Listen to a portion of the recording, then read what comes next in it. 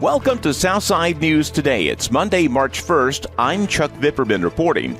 Southside News Today is brought to you by Strength Runner Dave Gluharif, Train with Dave on Crankhead Street, the Danville Area Humane Society, and Guns, Gear, and Ammo, Route 58 Cascade.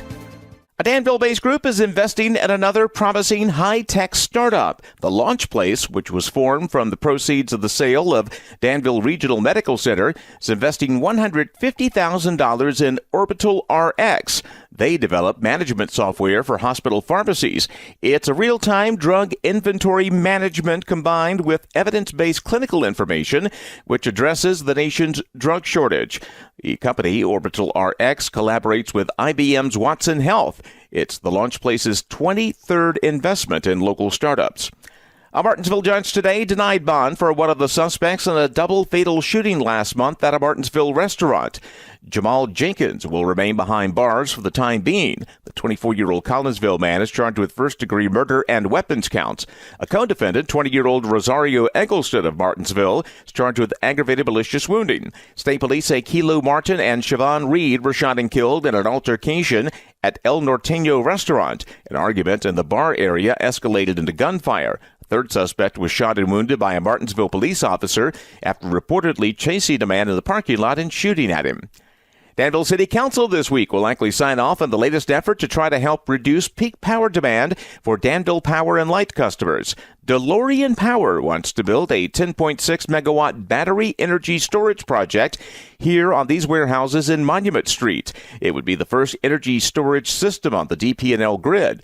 Estimates suggest Danville would save about $1.2 million in transmission and capacity cost in the first year of the agreement. Over the 20-year life of the agreement, savings would top $48 million. City Council expected to approve a special use permit application for the project tomorrow night.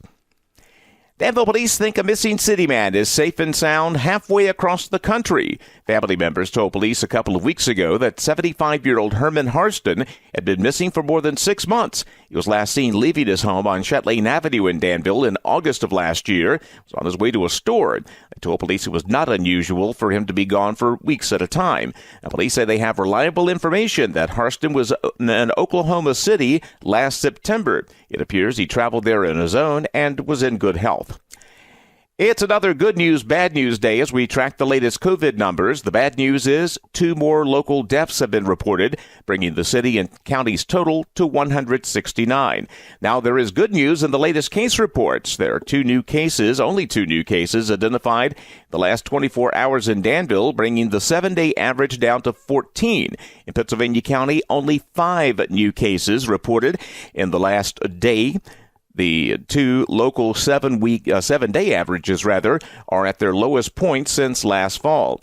However, there are some distressing numbers in terms of the percentage of positive tests. As this graphic shows, the positive test rate in Danville and Pittsylvania County is consistent, but it is well below the state average of 9.8. Pittsylvania County's rate's one of the 5 highest in Virginia. Goodwill Industries will ask Danville City Council for tax-exempt status. The newly reorganized Goodwill of the Valleys is making that request. Their store on Westover Drive is assessed at more than $500,000. Their annual real estate taxes to the city just under $10,000. 2 years ago, Goodwill Industries of South Central Virginia filed for bankruptcy. They operated stores in 7 areas, including Danville, Pittsylvania County, and Halifax County. They need to reapply with the city to regain their tax-exempt status. Council will take up the matter in a work session tomorrow night. Well, the GW Eagles will open the home and Piedmont District portions of their football schedule Friday night when they welcome the Patrick County Cougars to J.T. Christopher Stadium. Now, even though the governor's new lessened restrictions went into effect today, there will still be no public admission to Friday's game.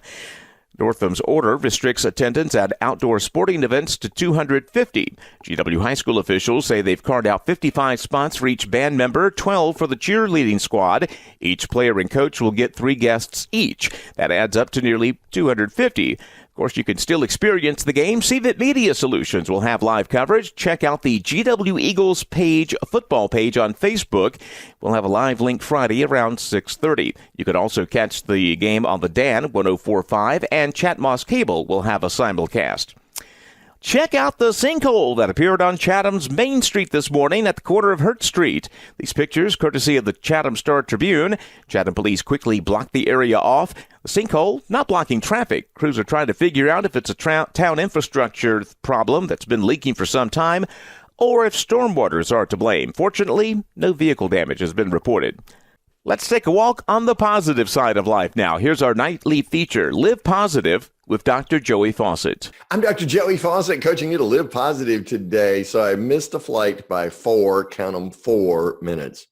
So I had to hang around the airport for about 4 hours. That is until the next available flight. Being late meant that I wouldn't get home until after midnight, which was not my first choice because I had an hour-long radio interview early the next morning.